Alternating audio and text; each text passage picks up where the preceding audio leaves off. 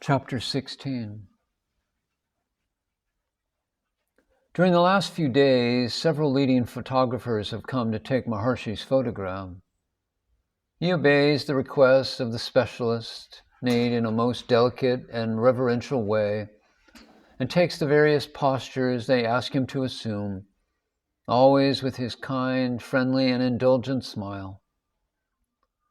Of course, I thought everyone knows that these are the last months of Maharshi's stay with us. Hence, they want to have the picture of the physical form of the saint before it is too late. And the photographs are marvelous indeed. His face during these last years of his earthly life has the exquisite expression of an almost divine loving kindness, which stands out even more dominantly than the wisdom and power which are so prominent in his former pictures. Some good photographs of the master are available.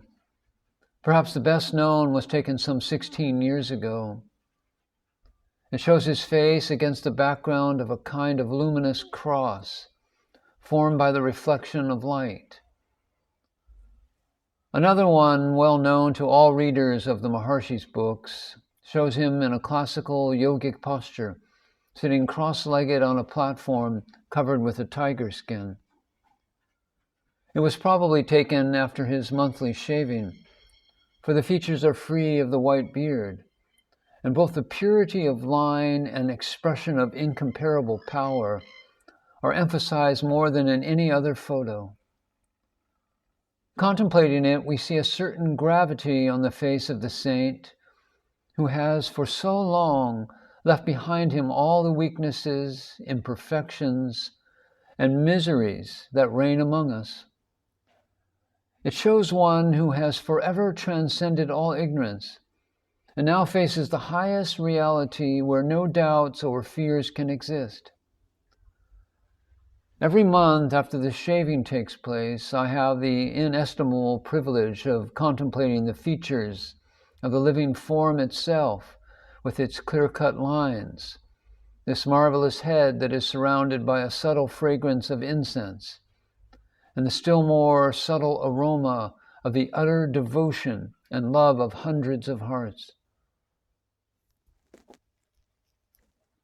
One also perceives in this face that quality which is so rare in our brother men, infinite understanding. It is difficult to explain, but when one is in the presence of the saint, one has the certainty that the whole of our being lies open and bare before him, and that he sees into its very depths. Of course, all this might not be quite pleasant or comfortable for the majority of people were it to happen before our eyes, other than those of the Maharshi. But in his presence, no secrets can exist, nor does one have the slightest fear of criticism. He is like the highest tribunal of our conscience, the Father Confessor, whose very presence purifies us from all sin. As was also said about 40 years ago by his friend, a Hindu saint and clairvoyant, Seshadri Swami. The third well-known photograph represents the face of the master in a halo of white hair and beard, with a soft smile of ineffable tenderness. Maharshi's mission on this earth is nearing its end. The oral teachings have been transmitted, transcribed, and published by disciples and faithful friends. A group of initiates remains to spread the words of wisdom further for those who are able to hear and accept them. Now remains only the cross of final martyrdom, whose extent and purpose are unknown and inexplicable to us. It was not my privilege to see its stages on the physical plane. I was told that the magnitude of Maharshi's physical suffering was terrible for those surrounding him.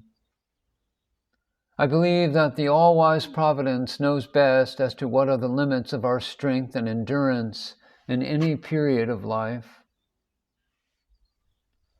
His third picture of the sage, which I contemplated every day during the whole of my stay in the ashram, remained with me, forever engraved on my heart, not only in its outward appearance, but infinitely more. Just before the end in April 1950, the Master said to those around him, "They say I am dying, but I shall remain here, more alive than ever." Verily, the spirit of Maharshi has remained with us. The photographs of Maharshi are now known all over the world. But how many people know the light which was brought by him from the realm of absolute bliss, the land of the highest spirit, and of the thorny paths which are so narrow and difficult for most of us? Why are we so blind?